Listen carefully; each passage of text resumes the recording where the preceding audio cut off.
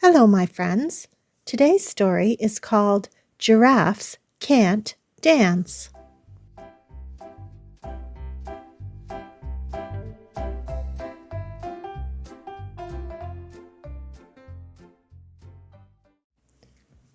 Giraffes Can't Dance by Giles, Andrede, and Guy Parker Reese.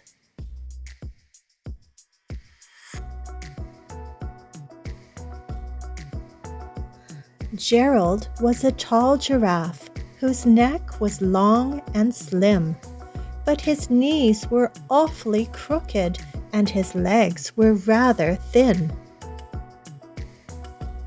He was very good at standing still and munching shoots off trees. But when he tried to run around, he buckled at the knees. Now every year in Africa, they hold the jungle dance, where every single animal turns up to skip and prance. And this year when the day arrived, poor Gerald felt so sad, because when it came to dancing, he was really very bad. The warthogs started waltzing, and the rhinos rock and rolled. The lions danced a tango that was elegant and bold. The chimps all did a cha-cha with a very Latin feel, and 8 baboons then teamed up for a splendid Scottish reel.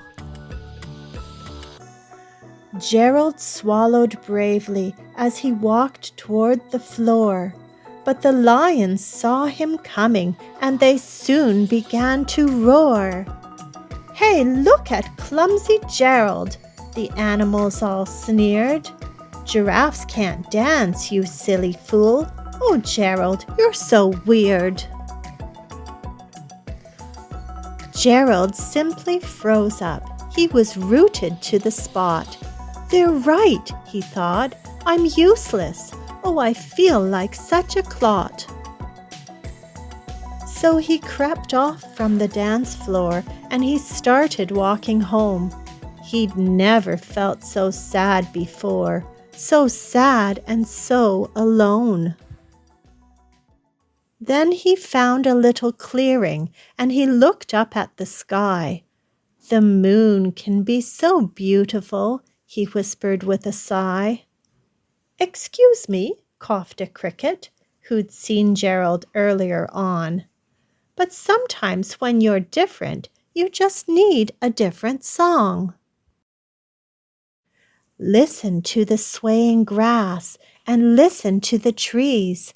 To me, the sweetest music is those branches in the breeze. So imagine that the lovely moon is playing just for you. Everything makes music if you really want it to. With that, the cricket smiled and picked up his violin.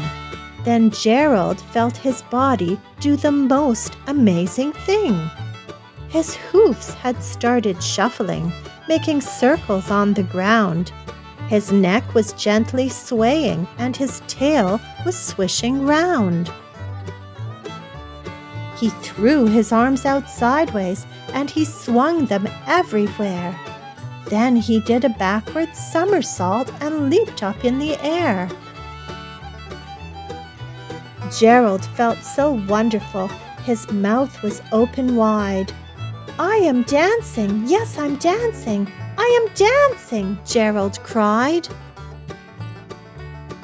Then one by one, each animal who'd been there at the dance arrived while Gerald boogied on and watched him quite entranced.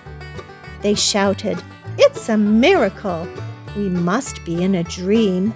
Gerald's the best dancer that we've ever seen."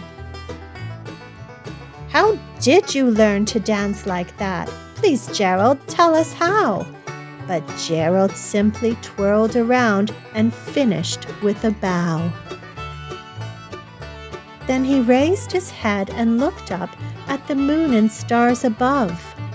"We all can dance," he said. when we find music that we love. The end.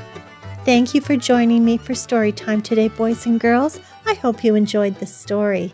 We'll see you again soon. Bye-bye.